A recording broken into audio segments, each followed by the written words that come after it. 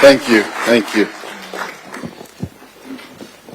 Thank you, Minister Pando, Deputy Ministers of International Relations and Cooperation, other ministers who are also here with us, and Deputy Ministers, Ambassadors and High Commissioners and Heads of Mission, senior government officials who are also here with us, and distinguished guests and ladies and gentlemen. I must say it's a real pleasure to have this opportunity to be with you here and also to participate, albeit for a little while, in the colloquium that you are going to have, because this colloquium is taking place at a very important moment in the life of our country as well as in the life of our continent. We're starting a new decade, and we hope that this will be a decade which we could in the end call the golden decade, where we will be able to achieve the many goals and aspirations that we have for each of the countries on our continent and for all the peoples who live on our continent. We meet just a few weeks before we head to Addis Ababa to attend the 33rd Ordinary Summit of our African Union, where South Africa will officially assume the chairship of our continental organization for 2020. As we all know, South Africa previously occupied this position. We had the honor of being chair of the AU in 2002 at a seminal session of that officially launched African Union. It was also there that we inaugurated the highly acclaimed New Partnership for Africa's Development, NEPAD. We also established the Peace and Security Council and adopted the Declaration on the Common African Defense and Security Policy. As we all know, NEPAD became the buzzword around not only the continent but the world, because as we chaired the African Union, we were able to put on the world's agenda and the continental agenda the key issues of development for our continent. The chairship in 2002 presented South Africa with an opportunity to build a lasting legacy for the continent and our own country. Now, the 2020 chairship should also present us with opportunities, albeit at a challenging time for both our country and indeed the continent. I will not go into a contextual analysis, which I believe the Minister will have done at a global and continental level. During the discussions, we'll be able also to look at the political economy of our continent and do a little bit of an analysis. Because some of the countries on our continent are facing a number of challenges, both at a political and at a social level. There are pockets of instability on our continent which present both challenges as well as opportunities in a number of ways. Violent conflict continues to hamper our efforts to achieve continental peace development. As a result, certain events on the continent have tended to attract world attention, as we well know. I'm convinced that some of these occurrences need the intervention of those who are able to assist African countries to find solutions. But in some cases, these interventions seem to be driven by ulterior motives. And this seems to be the case, at least with two countries that one can highlight, which is Libya and South Sudan. And I'll come back to this. Another important issue which we need to reflect on is Africa's youthful population, a population of young people across the African continent which is impatient for change and the creation of more development economic opportunities for them. At the same time, we are presented with unprecedented opportunities for development, most notably when it comes to the implementation of the African Continental Free Trade Area Agreement. This is a momentous event in the decades-long effort to integrate the economies of the African continent. Later this afternoon, I'll be meeting with a number of businesses, South African businesses that operate in a number of countries on our continent, and we will be looking at how, as businesses that operate in various countries, they can take advantage of the opportunities that the Africa Continental Free Trade Area Agreement has presented to them. For this Continental Free Trade Area Agreement will make Africa the largest common market in the world, with a population of more than 1 billion people and a combined GDP of over $3 trillion. The Continental Free Trade Area will boost inter-Africa trade. It will reignite industrialization, and where countries have not succeeded to industrialize, it will help to catapult them to the industrial era. But it will also pave the way for the meaningful integration of Africa into global value chains and the global economy in general.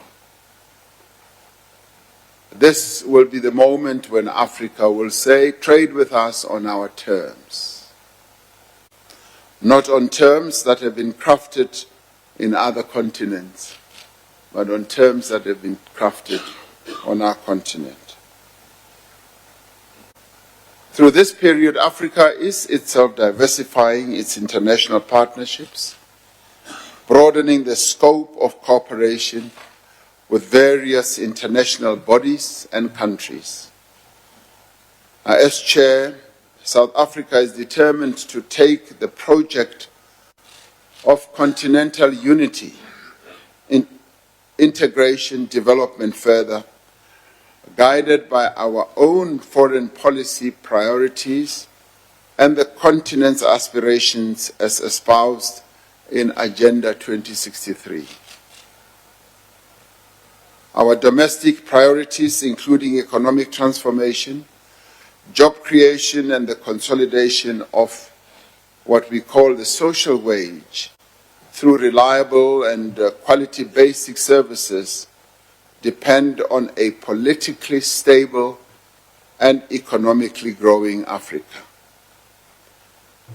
Our chairship of the African Union will have an impact on all of South Africa's missions, especially missions, since our ambassadors will need to promote not only South Africa and its positions, but also the positions of the African Union.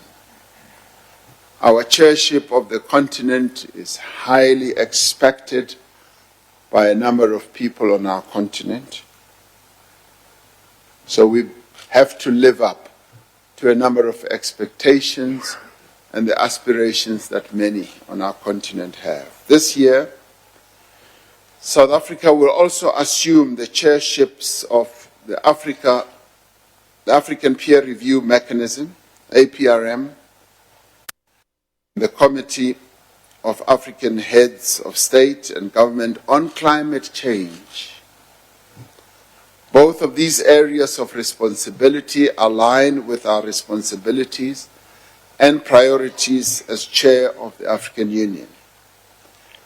At the top of our agenda as chair of the African Union must be the deepening of economic integration. We are going to be highlighting economic development that spans across a number of sectors. This, for us, is a historic moment that we must seize. As we all know, we are the most industrialized country on our continent, and we need to live up to the aspirations and expectations that many have. Together with our fellow African countries, we will need to work together to implement the AfCFTA with purpose and determination. We're grateful that a solid foundation has been built to have the AfCFTA in place, and we therefore must begin to put up the walls that will support the trade, the integration of our continent at an economic level as much as we possibly can.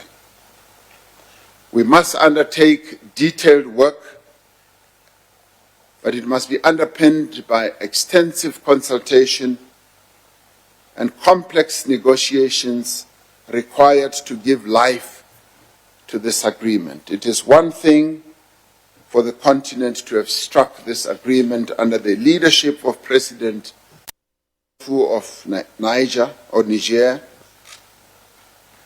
He is the champion on the continental economic integration. We will have to play a supportive role to the work that he has done, and the continent therefore looks to Africa, the most industrialized country on our continent, to give full effect to the implementation of this agreement. This work is directed toward the social and economic development of the continent and the realization of a prosperous Africa based on inclusive growth and sustainable development. Now, South Africa will need to be proactive and assertive in seeking common approaches on issues such as tariff lines, rules of origin, custom controls, trade in services, and new generation issues like competition and intellectual property. We will also need to address issues like ease of doing business in different African countries. Now, this is an area where a lot of negotiation, consultation, and discussion will need to ensue. When I meet our business leaders later this afternoon, they will in the main be outlining some of the challenges that they face as they do business in various parts of our continent. And it happens only in other countries, it also happens in our own country. And it is for this reason that we are involved ourselves in reform processes to ensure that businesses that operate in our own country are able to do so without too much regulatory red tape and too many impediments and constraints. So this is a challenge that spans across the whole continent. We know that the AfCFTA will only become a reality if the infrastructure between African countries is developed. In the end, infrastructure is at the core of Africa's social, economic, and political challenges. It is crucial for sustainable development and inclusive growth, and for diversification through industrialization and value addition. That must ensure that infrastructure is improved right across the continent. Now, as a champion of the Presidential Infrastructure Initiative under NEPAD, Africa has a critical role to play and must act on the opportunity presented in profiling infrastructure development in support of the AfCFTA. The Presidential Infrastructure Champion Initiative aims to promote priority projects for high-impact results. The initiative works with the Programme for Infrastructure Development for Africa that was adopted during the January 2012 AU Summit. The overall goal of the program is to promote socio-economic development and poverty reduction on our continent through improved access to integrated regional and continental infrastructure network and services. In this role, South Africa can also develop linkages between the SADC Regional Infrastructure Development Master Plan and the Presidential Infrastructure Champion Initiative. On this basis, it is proposed that South Africa hosts a high-level forum on infrastructure during its term as AU Chair. And I'd like to hear us discuss this so that we give full effect to the success of this initiative. Another pillar of South Africa's agenda as AU Chair is going to be the empowerment of women, with a specific emphasis on promoting financial and economic inclusion and combating gender-based violence. On women's financial and economic inclusion, South Africa will work with the AU's Women, Gender and Development Directorate, which is responsible for leading, guiding, and defending and coordinating the AU's efforts on gender equality and development. We will, in this regard, work very closely with the AU leader on gender and development, President Nana Akufo-Addo of Ghana, who has already launched the Gender Initiative for Africa in 2017 as his flagship program. The United Nations 2009 World Survey on the Role of Women in Development notes that women's equal access to financial and economic resources is critical for the achievement of gender equality and sustainable economic growth and development. In undertaking this work, we must look beyond microfinance solutions to financing that will grow the businesses that many of the women on our continent are involved in and are leading. The goal is to ensure that women and women-led businesses have access to and are able to use multiple financial services as tools that help them to develop their financial autonomy, allow them to contribute to economic growth, and to enhance their own capacity to take advantage of the opportunities that the future of work will bring.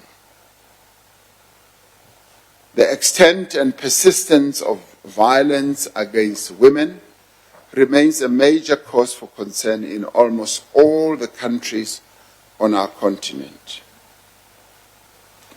We became more sharply aware of this when we were dealing in a much more focused way on the efforts that we can take and should take and are taking as a nation to combat gender-based violence, particularly femicide, as well as the rape of women in our own country. We then realized that we were not the only country, not only on our continent but in the world, who are having to deal with the scourge of gender-based violence.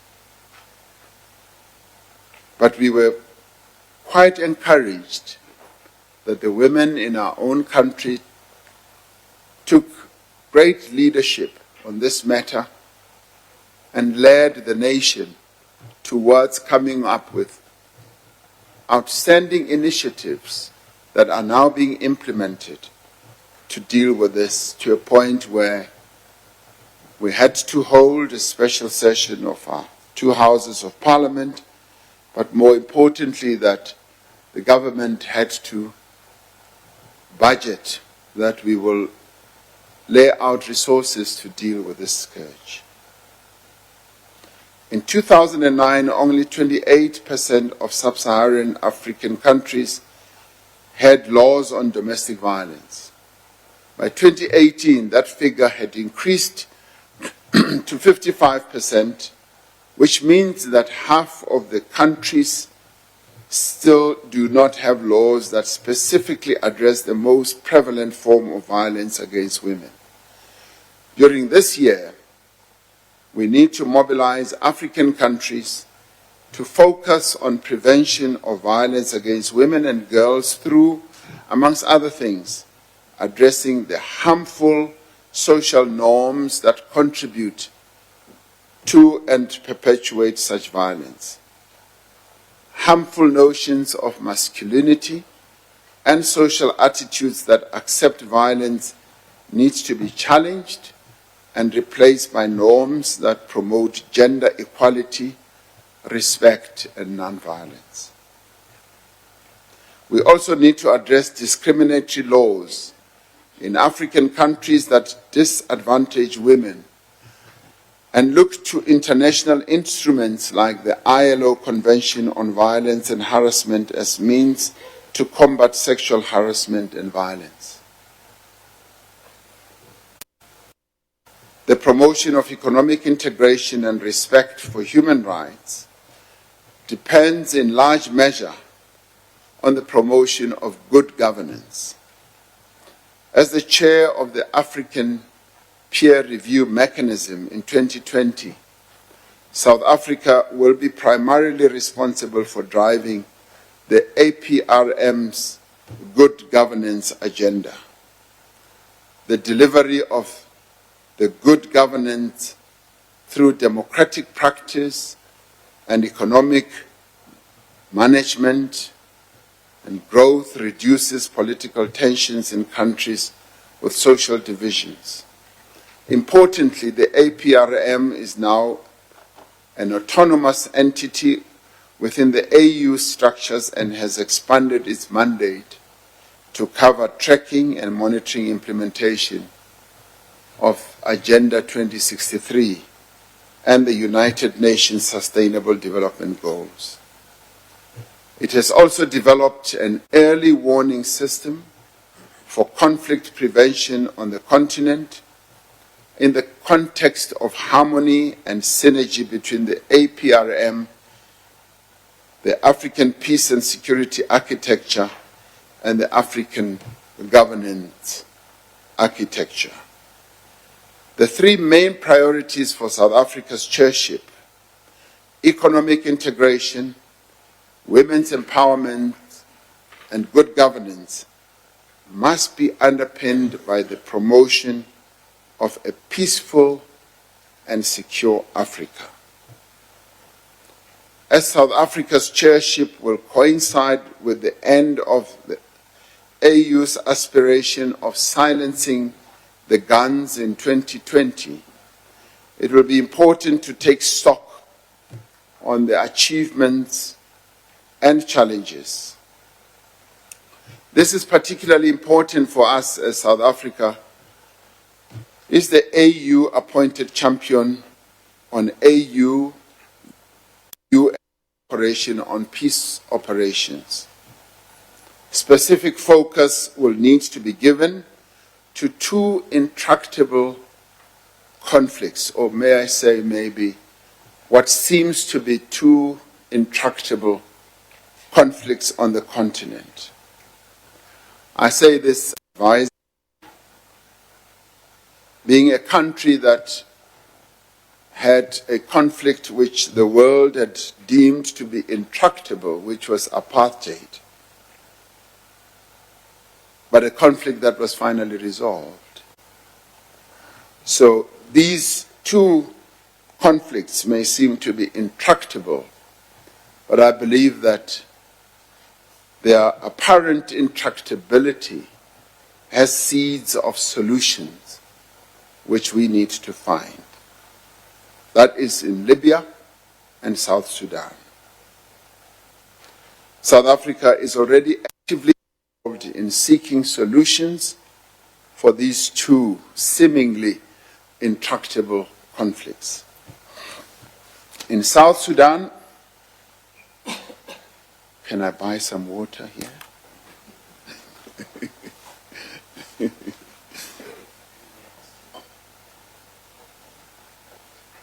Ja, leboga DJ on rekiseditse metsi. Get $10. Thanks.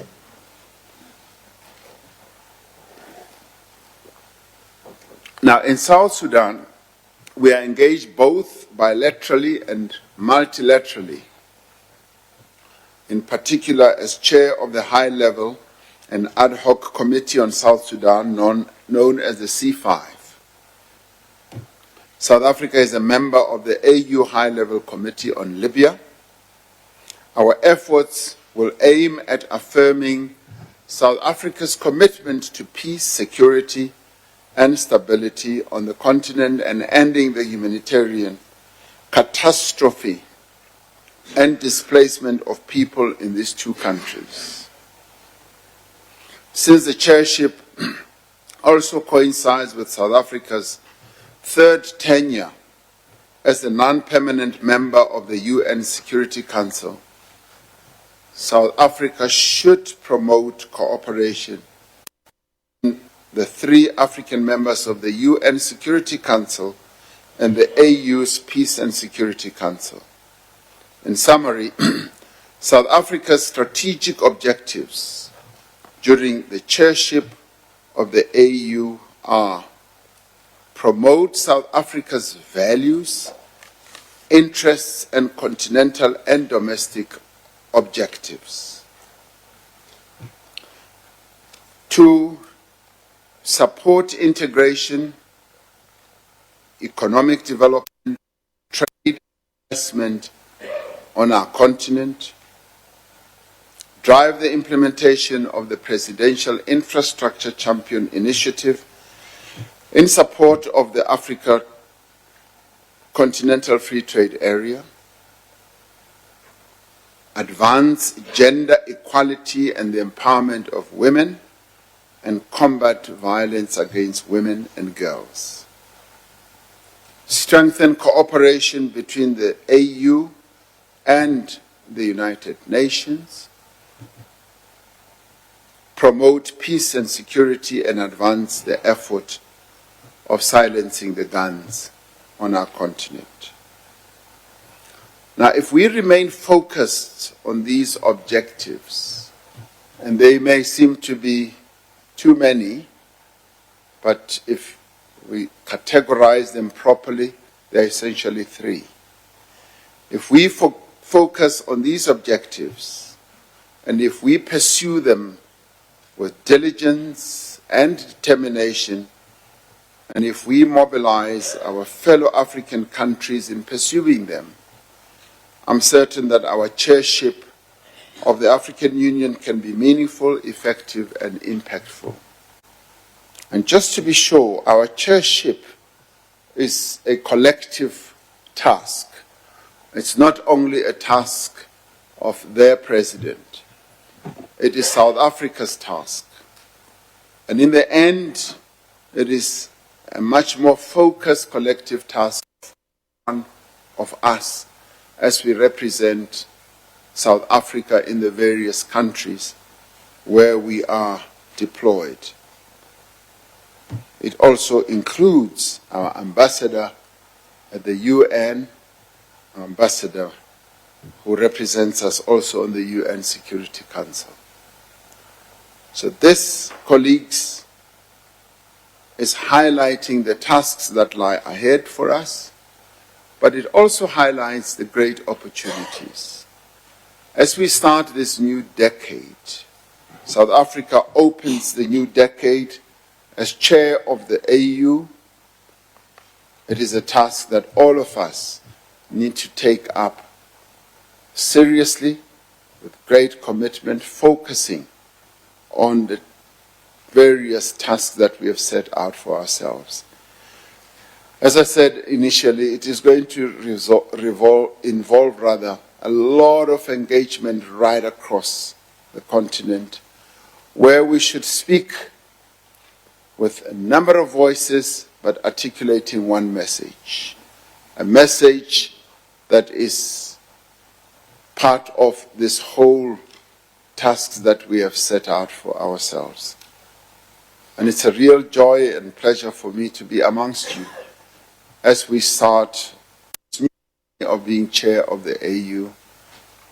And as I said earlier, a number of countries on our continent and people are looking forward to South Africa being chair of the AU, and let us go and execute this task with the commitment that we as South Africans are known for, a commitment which is underpinned by hard work, focused determination, which South Africans are known for. Thank you very much.